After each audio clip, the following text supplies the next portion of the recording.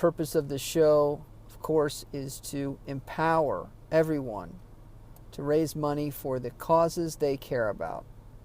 My guest today is Shane O'Rourke, founder and CEO of WeLiftUp.org, a very unique nonprofit that matches donors to particular projects. Shane and WeLiftUp.org is able to use the 100% model. In other words, 100% of the contribution goes directly to the project, which is unique. Not all nonprofits can say 100% of their donations go to particular projects. Because Shane and WeLiftUp.org has raised money through their board and corporate sponsors and major donors, they've secured all the costs of the staff. So please help me welcoming. So you started this right out of college? Yep. Oh wow. So yeah, pretty much. It was maybe, so it was a year or two after college actually that I started building, but because it took a little bit of time to get it built. But yeah, it was cool. I was going to school and at Bethel University, which is right here in St. Paul, Minnesota, and had just felt like I was playing basketball at the time and felt like there was something I could do to help, and I was like, man, there's so many people in need. I'm living here in Minnesota. I have everything I need. And there's kids right now that don't have access to food or an education. And that was kind of a breaking point for me. Where did you get the entrepreneurial spirit? Was it a class? Yeah. Was it is your father, is it in your blood? Is it in your DNA or? Yeah, that's a great question. I know. So my dad owns a company. It's called the O'Rourke Agency. So he's got a successful insurance company, which is awesome. And so I think it's in the family a little bit as far as starting companies. My grandpa actually started that one. And I don't know, I loved creating things. I loved being able to start stuff. It really excited me to come up with ideas and ways to impact people. I always have a big heart. I always had a big heart for ways that we could help people. I couldn't handle the fact that there's so many people in need when I wasn't. And I was like, man, I got to be able to do something. And so that was kind of the idea behind the platform. How do we maximize impact for as many people as possible? Okay. Talk a little bit about the organization and the model that you've set up. It looks like, from my perspective, kind of like it seems very similar to what I've seen as like crowdfunding type platforms and I've liked the fact that you have, 100% of your organizational needs met. So when somebody donates, every dollar goes to impact the actual project. So talk a little bit about the model and the ways that you're impacting people's lives. Totally. Yeah. We're pretty excited about the model. We essentially, we're talking as a team. So we have a team of 5 on the board. We've got 4 team members, kind of leadership, and then we've got several interns that help with day-to-day stuff as well. But we started building and we thought, man, if there's such an opportunity here to be able to help people. And there's so many people that I believe want to help, but didn't know where to start or who to trust. So that was kind of the grounds of, okay, what do we build to meet that need? And so we started processing through, there's all these needs that don't have visibility. So that specific need in Haiti, I was like, man, I feel like that no one else knew about that, but it was $5 and it changed a life. I guarantee you if I came home, 1,000 people would give $5 and would be able to change a life. So what we did was we were able to have this opportunity to say, okay, we have visibility and we need to be able to create a platform that allows visibility to happen to so many different organizations that are doing amazing things, but just don't have the visibility they deserve. And then the goal of Lift Up was to build a bridge between that and building capacity for people who want to help, but don't know where to start or who to trust and all that stuff. So that was kind of where our heads were at as we were starting to build this platform. And as we were building it, Lift Up does 3 things specifically. So the platform does, the first thing is it allows donors to allocate their own funds. So they have all the power. They come in, there's an a la carte menu of projects from an orphanage in India, a water well in Uganda, stuff locally. We're launching a project tomorrow in New York to help people with hunger and homelessness. And so there's ways to help all over the place, but it allows people really to choose what they're passionate about. So that's the first thing. They come in, allocate their own funds. And then the second thing you touched on is that 100% model. We believe every dollar makes a difference. We saw it happen in Haiti. So we want to maximize impact and make sure every dollar is given away. And so not only do we have a 100% pass-through model, but we actually take it a step further and we reimburse credit card fees as an organization. And so that catches a lot of people's attention and helps us put our own skin in the game, let people understand the heartbeat is really to help. Like, that's the point of this platform. How can we help as many people as possible? And we've seen a lot of traction from that. So that's the second thing. They get to donate their own funds wherever they're passionate. 100% goes. And then the third thing, which I actually think is the most important, is we allow people to see the impact.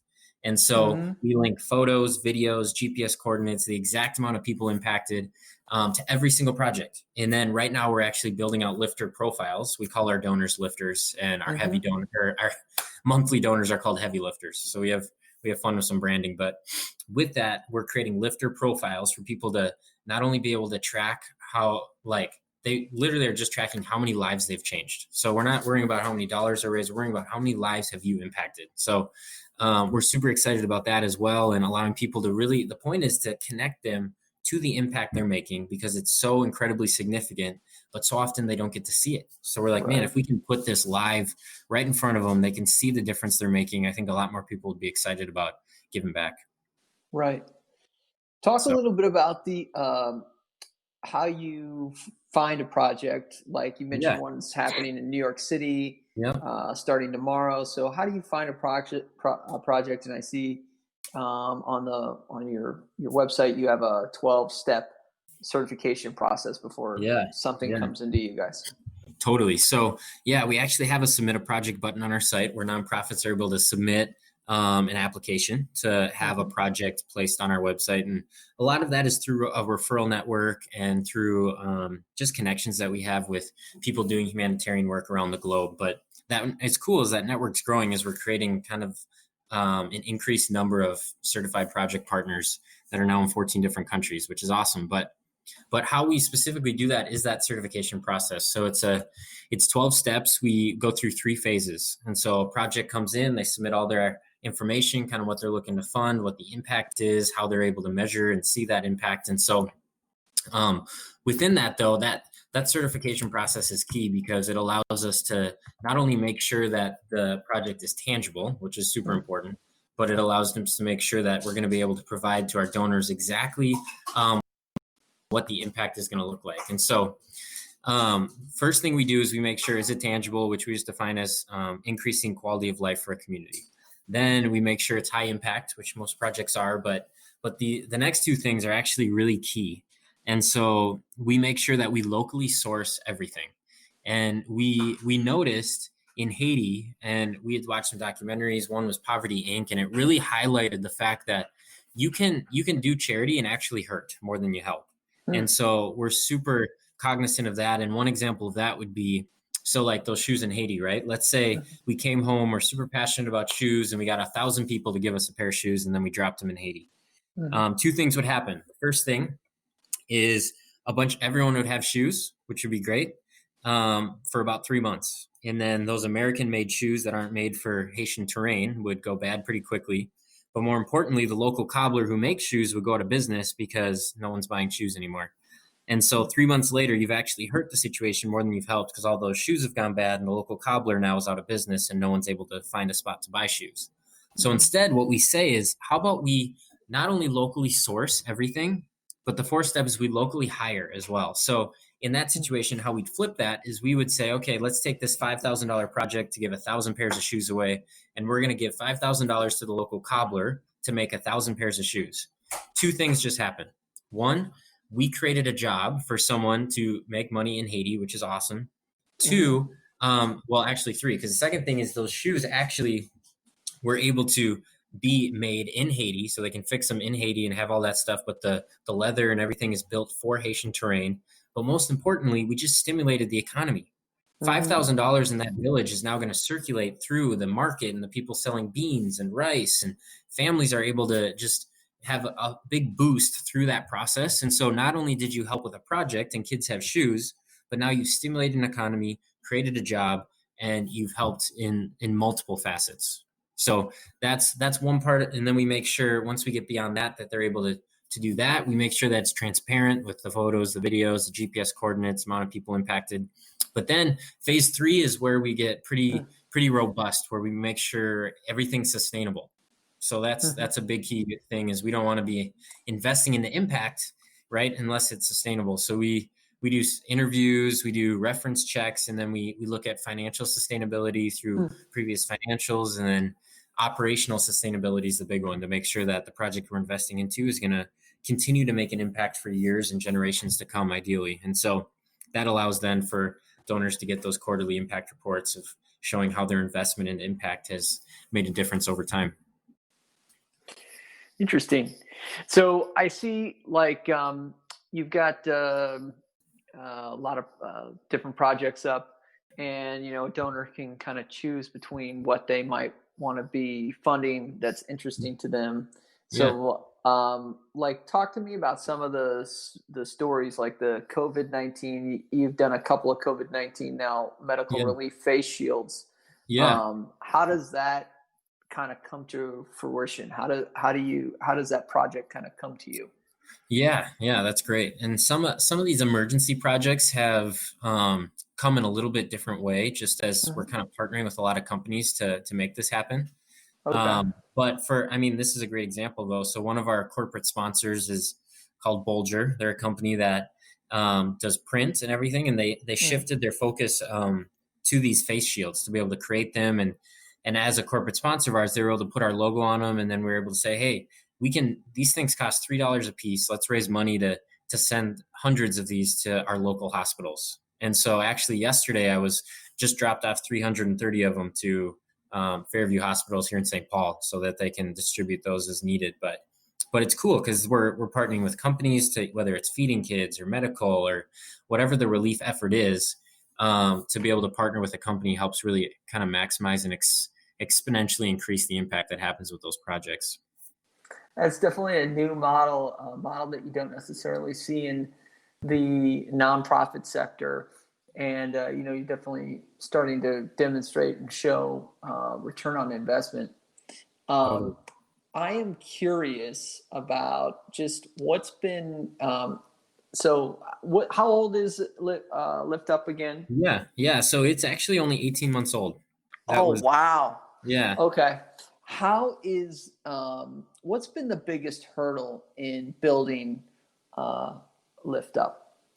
Yeah, that's a great question. I think the funny thing about the whole chicken or the egg, what came first? It took funding, obviously, to create a model like this that's fairly robust, and it's hard to pitch necessarily a vision of what it's going to look like before it's there. And so at first we kind of had to figure out how to fund the model, and it started with your own back pocket, because if you believe in an idea enough, that's how it works. And so we started self-funding it. And so that was a little tough at first to figure out how to get it off the ground. But we had some pretty cool stories actually, though, along the process that, like this website was not going to be cheap. And there was a pretty significant quote that we got to put this together. And we ended up having a website company that's one of the best in Minnesota hear about the idea, and they're called Bionic Giant, and they ended up donating the entire platform, where they built our branding and website pro bono, which gave us a huge lift. So that was some cool companies that have come alongside what we do, whether it's in kind or financial, and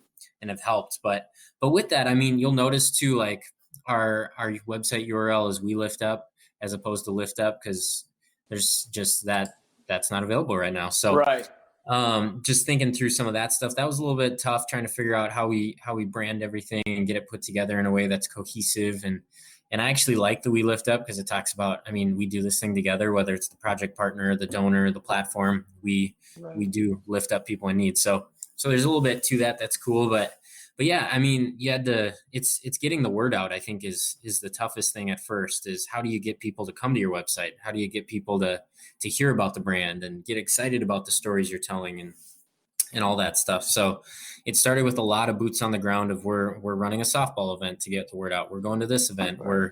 We're doing all sorts of boots on the ground work to get as much visibility as we can. And so that was kind of it's starting to snowball now, but that was the early struggle of how do we get anyone to hear about this? Right.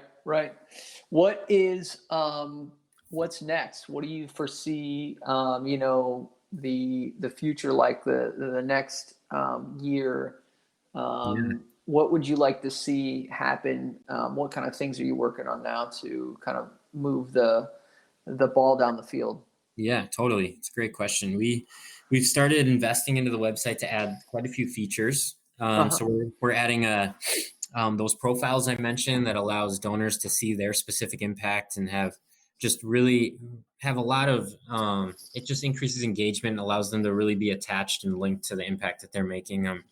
But Mm-hmm. also we're working on integrating with companies and allowing them to engage their employees with a turnkey solution such as this Oh, that allows cool. their employees then to be able to have a giving tool that maybe is co-branded with the company and all that good stuff, trying to figure out how we use this model to, and that would increase visibility and impact and all that stuff. And so definitely excited about the growth we've seen and some stuff like that. I know we actually won an award the other day for top nonprofit website in 2019, which was crazy. So it was Nice. fun to see some of that stuff get traction and help build some credibility around the brand and the platform. And so now we're really leveraging that to really invest into the website and the platform to allow people to have an even more engaging experience as they donate and kind of are attached to that donation, and then at the same time be able to kind of build out that corporate integration model of Uh-huh. how do we allow this to kind of exponentially grow within corporations and add value to them because they're looking for ways to engage their employees from a social responsibility side standpoint. So yeah, kind of building all that stuff out right now, which is super exciting, and trying to figure out the best way to do that and what companies are attracted to as far as what they're looking to use as a giving tool and all that good stuff. So I know Right. we've had some success with a couple companies that are kind of like real estate agents, insurance agents, to donate a chunk of commission every time they have a new policy, every time Huh. they sell a home. And so that's been really exciting. We're just launching that now and have seen some really cool growth and impact from that right away. And that feels like just dipping our toes into that integration. Mm-hmm. But at the same time, we're super excited to kind of roll that out. Would you be open to, let's say, other nonprofits? Let's say it's because some nonprofits, just because I've been in the nonprofit sector, and meet with colleagues and see what they're some of the things that they're struggling with, and some of them, it's some organizations are older, and so the Sure. new media and social media is just so hard for them to handle. Yep. Would you be open to, let's say it's a museum, let's say it's a food bank that's been around for a while? Would you be open to like an organization coming up to, lift up and saying, hey, we want to do a project. Let's say it's, $5,000, Yeah. $10,000, something that's attainable. And we Yep. want to get you on board and help you because you seem to be, you understand how to market and brand so strongly. Would you be open to partnerships with nonprofit organizations? Yeah, that's actually the majority of what our partners are, is those Oh, okay. nonprofits. And Oh, so, awesome. yeah, definitely open to that and excited about those. Like the idea is that we can help amplify those needs, right? And so Right. when there's a need and that if it meets all of our criteria, then typically it's something we get pretty excited about and help market and fund like crazy. So, What's driving you? it was something you can't unsee what you've seen when you go to Haiti 5 times. And to know that Uh-huh. there's at least millions, hundreds of millions of kids that are living in just situations that they deserve better. They deserve Right. basic needs. Um, I can't sleep at night thinking about the fact that there's kids dying right now because they can't get food and water, and knowing that it could be $5 bill between that and them and that happening. And so if we can Wow. build a platform that helps that $5 bill get into their hands to potentially save a life, that gives me all the urgency in the world to get moving. Wow. Is that, and I don't know a lot about Haiti, and I have not been there. Yeah. Is it still in that dire of a condition because of the natural disaster and the hurricanes that happened? I want to say 5, 10 years ago, something like that. Yeah, that's definitely part of it. But not gonna Okay. lie, it was like that before that, and Uh-huh. there's some political instability and corruption that's helped lend towards that, and some just agriculture decisions that weren't great either, as far as they chopped down all their trees to sell coal, and then they had no more trees left, and there's just things with the economy that have kind of toppled over themselves, but there's a lot of cool things happening right now, that and this sustainable impact of being able to provide clean water or education or housing or clean energy. We've done almost all of those things in Haiti. So and obviously those are kind of our main focuses, and we do that in Minnesota and in New York and across the globe. And so yeah, that's definitely something that Haiti is in need of, and it's definitely still in that state, but there's some cool solutions that we're helping hopefully be a part of, that's going to help create sustainable change for them. Very cool. Shane, I appreciate it. Where can people find Lift Up, and where can people find yourself on Yeah. social media? Yeah, well, I appreciate it. We've branded most of our platforms as We Lift Up, just because it's available on all sites with such a short name. But so you can find us on Instagram at We Lift Up, websites weliftup.org, Facebook is Lift Up, Twitter's Lift Up, and then myself is Shane O'Rourke, or SHA O'Rourke is my Twitter or my Instagram handle. So that's where we're doing most of the sharing of the impact, and it's been fun to leverage social media for something like this. So. Awesome. Please go to weliftup.org/projects. I encourage everybody to check it out, see all the projects that they've currently got going on, and some of the projects that they've funded. And it's a really awesome model to show impact, and that's what this is all about. Donors are interested in making an impact in people's lives, and they're not just giving money away. It's all about return on investment and being an investor into a particular project or organization. And Shane, what's your email? Yeah, it's Shane@weliftup.org. Awesome. So if there's any nonprofit organization out there that's interested in partnering with We Lift Up, please reach out to Shane. And appreciate it. Appreciate you reaching out to me and being on the program. Yeah, Alex, really appreciate the time. Awesome. That was episode 4. Thanks so much for listening. Don't forget, you can like us on Facebook and Instagram, as well as follow our YouTube page. Please don't forget to subscribe to us on Spotify and Anchor. My name is Alex Simon. Thank you.